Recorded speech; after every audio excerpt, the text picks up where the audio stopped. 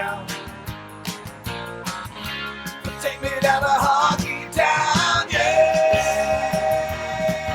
yeah, yeah.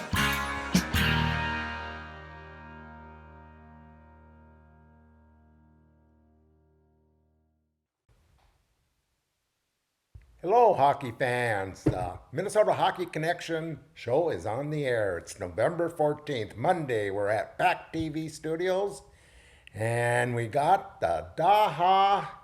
What did I call you, the director? Executive director. Director of DAHA, that's Duluth Amateur Hockey Association, on the show today. And we're going to talk about youth hockey almost the whole show. And another good thing about this date, November 14th, Bob, this is Bob Nygaard, and is that high school hockey starts their first day of practice today. So there's a lot of high school coaches haven't been sleeping the last 2 or 3 days for the excitement, because that's a big day for them. It's also 4 days before my birthday. But Oh, that's what you're going to lead into. Oh, But yeah. I didn't know how you would know The that. presents will be waiting for But you. it's funny when you mention the high school starting, because our season, we had tryouts ending as early as the first week in October. So our seasons are a month in. My son's Bantam AA team, for example, Duluth's Bantam AA, has already played, I think, 11 games. And here we have the high school tryout starting this week. So you can see how much we've already got probably a fifth into our season before the boys' high school hockey Right. tryout dates start. It's kind of funny. A lot of these youth, Bantams and Pee-wees, they do camps all summer and right into where they evaluate tryouts. And I used to help you guys with the evaluating, and it can be tough on some of these kids. A little pressure on some of them. You can tell which ones are showing the pressure and which ones. But hey, the bottom line is get out there and play, and you'll Have earn fun. a spot. And have fun. Put your time in. And enjoy the time, and always remember, especially if you're a squirt or a peewee, and even a Bantam, first year Bantam, that it's not at the end of the world that if you don't make that AA or A team, because a lot of people have Right. taken the alternative route and gone on to even Right. NHL careers and whatever. Right. Well, there's been some kids at high school. They never played A or AA hockey, and all of a sudden they're starting in high school. And it's amazing how some kids develop later, or some kids might not put the effort in the beginning, and then now they did, and it showed. Yep. It's called puberty, Jerry, and that's the really defining Right. moment in anybody's athletic development is what they do is at probably anywhere between 13 and 18 years old. So Right. much can change. And that's why it's important, and we've always tried to stress, is retention. Keep kids in as long as you can, especially through Bantams, because a lot can change between a kid who's 12 and even 13 or 14 years old. And you see that all the time. Kids that were maybe average player at the squirt or peewee level, all of a sudden you'll come out and you haven't seen him for a year and you'll say, wow, who's that? This kid's gotten bigger, physically stronger, and now he's one of the stars of the team, where if he would have maybe given up hope as a squirt because he didn't make the A team or the Pee-wee A team, he would have left the game. And so that's why we say keep at it, kids, because that's really the defining moment, is when you hit that growth spurt or whatever, and that doesn't occur till at least you're in your teenage Right. years. And another thing I noticed when I was a kid, we just had fun. We went out, we're rink rats. Every rink was full. You have to spend your time to get on the hockey rink part, change off teams and all that. Otherwise, we went out in the open rink and put some snowballs up, as goals, and no hoisting, and just all we did. There's kids that still do it, but it's not the same. No, and what we've tried to emphasize, and that's a great point, we call ourselves America's hockey outdoor, or America's outdoor hockey capital. Because of that, we have 7 outdoor rinks. And what we've tried to instill now, Jerry, is especially at the younger levels, where they're the mites and the squirts, where they practice and play exclusively outside, at least for the squirts up until this year. They're going to be playing some of their games inside, but that we want to make sure that they utilize those outdoor rinks. It doesn't just have to be a practice. Those are game changers. Those kids that you see that have become prolific players, especially at the younger ages, are the kids that, like you said, spend time outside. And I think we've gotten to this culture now where everything is regimented by the 1 hour practice. And the one thing we love about outdoor ice is it's free and it's endless. Right. If you have a practice time, you have a squirt practice, you know, if you want to spend the extra, there's not that Zamboni guy opening the door at the top of the hour. And we really got to instill that into kids, is spending time out in the rinks, and even after practice, coach saying, you know what, I'm going to go in the warming shack now. I want you guys to stay out here for 15 minutes. Here's a tennis ball. Right. Figure it out. And I think we have so many tremendous volunteers in our association, the folks that in a couple weeks or maybe sooner will start to build those outdoor ice rinks. And the amount of time they put is unreal. But now let's utilize them. And so when you drive by on a gorgeous Sunday, you don't see the Portman rink half filled or filled just with UMD students. Right. There's our kids out there. So we've got to kind of change that, Right. that culture. That's what made us what we are. And that's what I said, if you want to keep costs down, be outside as much as you can. But the volunteer, if you don't have the volunteers and put the time in for the kids, like our parents always came over and watered And the they rink, st- they still and we helped at night, you know. But those volunteers are everything to make these programs work. But the one word that you said, fun. How do you make this fun for the kids? So, because there's parents, there's a certain percentage of parents that are so serious and think their kid is better than anyone else's. Are they're coaching, so they're going to give their kid more playing time, and he's not as good. There's all that, the politics, in the game. So how do you keep it fun?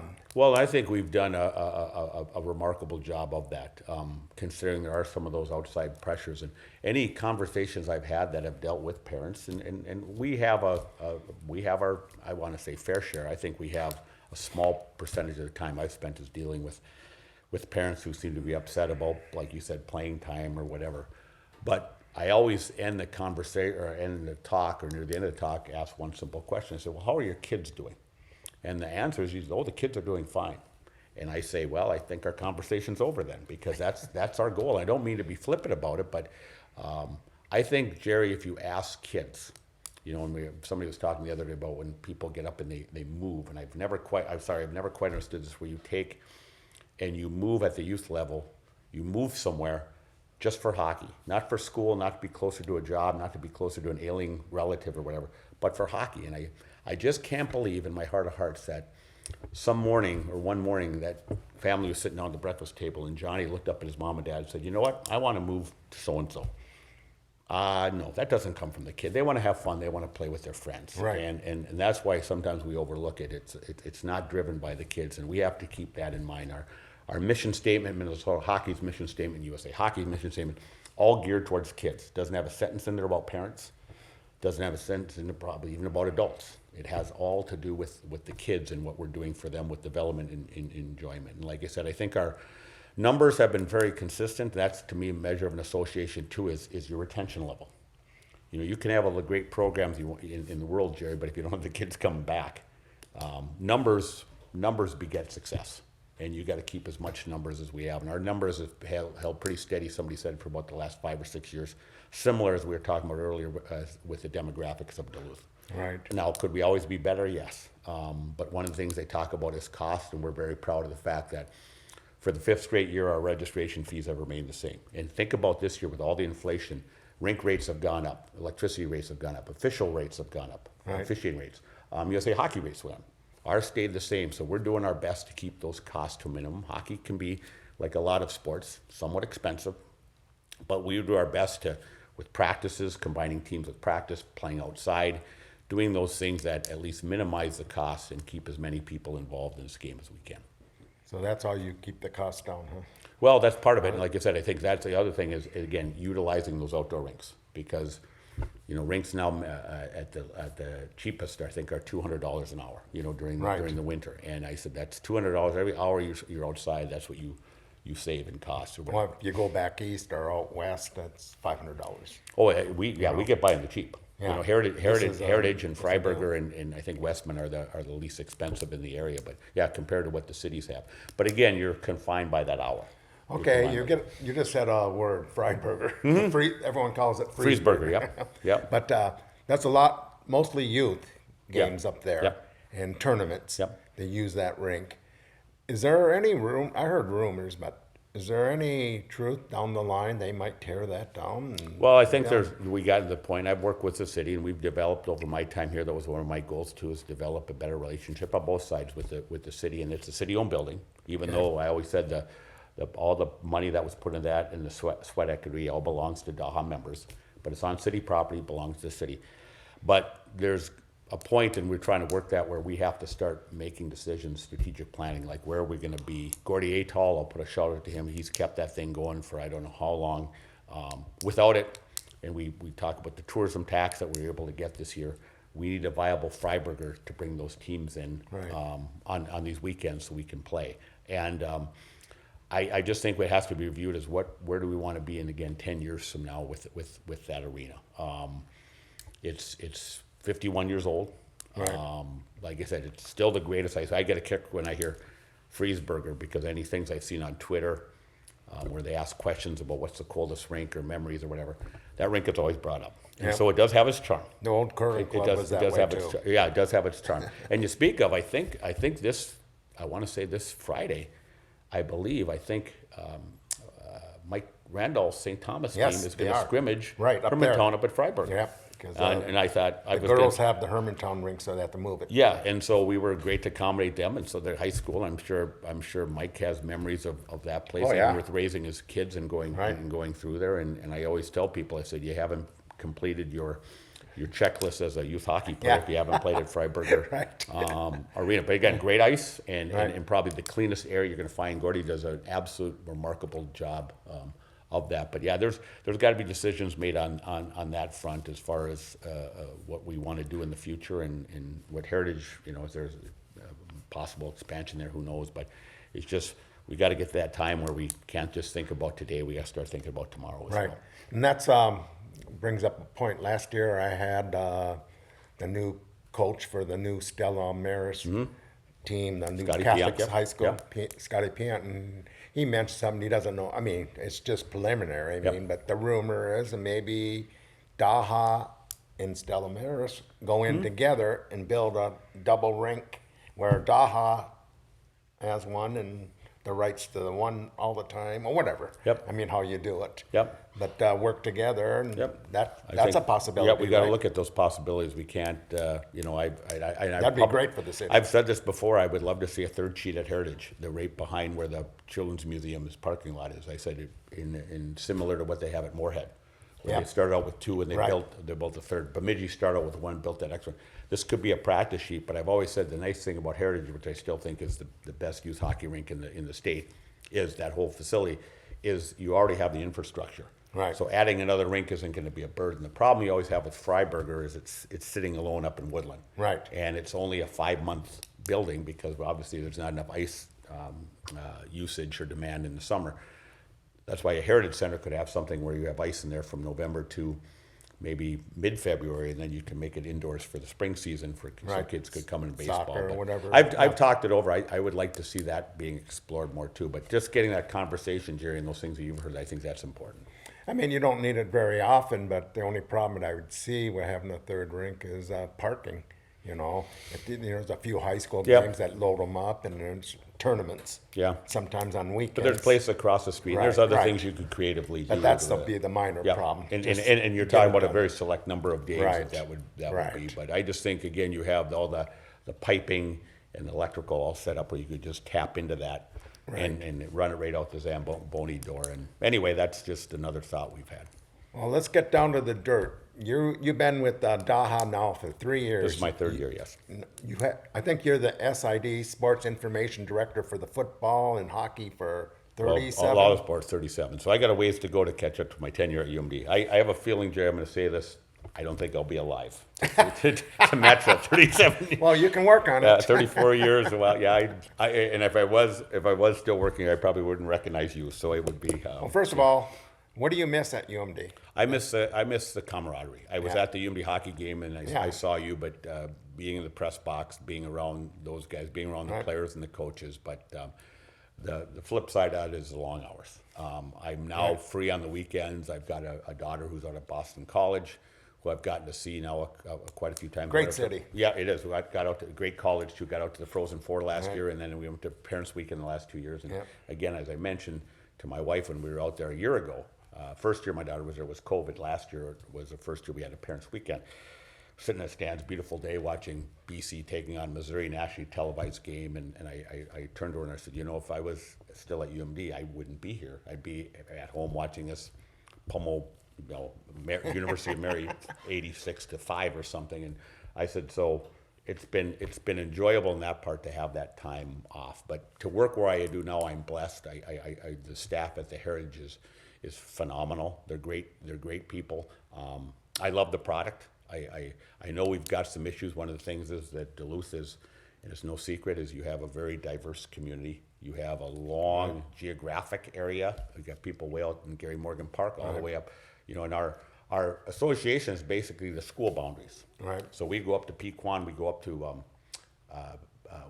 the townships like Rice Lake, where I live, just north of the city, and Genesee and all that. So you have to handle some of those issues, but I think we have so much to offer in terms of our history, in terms of our coaching, in terms of our facilities. We just got to find a way, and I think the squirt model that we talked about last time I was here a year ago is a step in the right direction of unifying and consolidating those things. So just because you happen to grow up at this area and have a wealth of hockey dads, Right.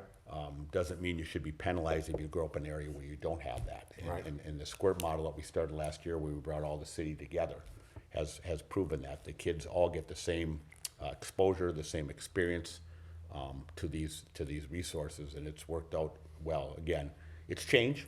Right. It's change, and after being at the old squirt model for 9 years, it took a getting used to, but I've liked the results. And as I was saying on the way over here, there's no doubt in my mind, I'm 100% supporter of this.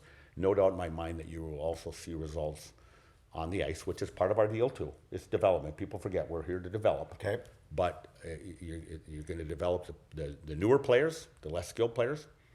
In fact, they probably benefit more from this because the ADM model, USA Hockey ADM model, stresses people playing together of like skill. They are going to play with kids of like skill. So these kids that used to sit around and watch the one or two guys score all the goals now are being active parts of the game because they have to be. And on the other end of that, the higher end kids, and I said this on the way over to, remember when I say higher end as a 10U doesn't mean anything because that person may disappear by the time they're 12U. A lot of things could change, but those players now that are 10U that are more advanced get to learn team concepts, which they never learned before, Jerry, because they would be put into games where they were the kids that went up and down the ice and scored, and nobody could keep up with them. So it's a win-win, and like I said, you will see results at the Pee Wee and Bantam level in the very near future. And I think a lot of people I have heard from the persons that watched the Pee Wee tryouts this year, evaluations. We had an evaluation camp going up to it, or preseason camp, which got the kids in shape and whatever, and kids that didn't play much before then during the summer. And even coaches that watched that said there was a noticeable difference in those first year Pee-wees that had come out of that squirt program at where they were in previous. Right. And that's no knock. The old model we went to where we didn't have tryouts was done for a reason. That was retention, which I think it accomplished, but I think we saw ourselves falling back in terms of development, and the fact that too we physically lost kids because we didn't have a squirt A program Right. to offer. And I said a city our size should have offer as many different levels as possible. And another thing, I mean down in the cities a lot and see what down in the cities what they're doing. They got so many programs, skating schools, MAP, you know, accelerated programs, and the Herb Brooks. I mean, these kids, they're out there 7, 8, 9 years old in these programs. We need full all year round programs where they help with skating, shooting, stick handling. You know, if we can get that. But the good thing is, there's a good start. We got a goalie school that's going to be all year. It's not just a weekend camp or a week camp, you know. This is all year. If anyone wants help, they got the goalies here that grew up in this area that can help these kids. And we keep on building on that. That's going to help a lot. But going back to when you first started at DAHA and seeing how it was working, what are the biggest changes do you think that are working now that and what changes do you still want to make? Well, I think one of the things I'm proud of, and I mentioned that word again, retention. We've done, I think, a very commendable job on keeping kids in the program. The place that you worry about most, the two places, are squirts to peewees. Okay. And then peewees to bantams. Peewees to bantams is probably the toughest one, because it's just, that's when those kids, like I said, are becoming teenagers, they're losing interest, they're not growing like they thought, all different things, you know, their attitudes have changed. But if you look at, we've hardly lost, I know this year, peewees to bantams, the first year bantams that came from peewees and the second year bantams that were here last year, I think we lost one kid maybe have quit, another one moved out, we got some people to move in, and so those numbers have retained the same. I'm also very proud of the fact that we're the only association that offers, you know, when you talk about keeping people involved in hockey, junior gold program. Right. You know, a lot of them say, well, Bantams, that's it. We're the only one, Jerry. There's no Hermantown, there's no Superior, there's no Cloquet, there's no, you know, there's no Proctor. We are the only one. In fact, this year we're having a U16 team. So we're having the Junior B, which is basically an 18U, and now a 16U as well, because we have those kids that want to keep playing. We're the only ones that have both a 15UA and a 15UB at the icebreaker level. So we like to think that we take care of everybody. I know there's associations here and around the state that I always say kind of use the old Russian way of doing it, where they find these kids and they pluck these kids out at a young age and they really keep them in the system and they forget. That's the one thing I will guarantee you at Duluth Hockey is our, from uniforms on up, I schedule the ice. We treat our B kids just like we would our AA kids, and almost to a fault. And I think that's the way it should be. You're no better than anybody else. Everybody deserves the same experience. Even though some of the B kids are, you know, recreation, they're fun. We have to find a place for them as well. They're not looking at playing high school hockey, but we still have to find. You never know. Well, you never know. But some of them, you're right. We want to keep their interest in, because you're right. You never know. That kid might grow up and all of a sudden bloom over the summer. Yeah, puberty. Over the summer. Absolutely. Yep. And that's another thing. Sometimes these kids, there's a lot of things going on in this world with kids now in schools. It's tough. It's different than our time, and to get them focused, and like you say, in organized hockey, you go out that 1 hour practice, these kids are only going to get 20 minutes on that ice during that organized, because they have to switch.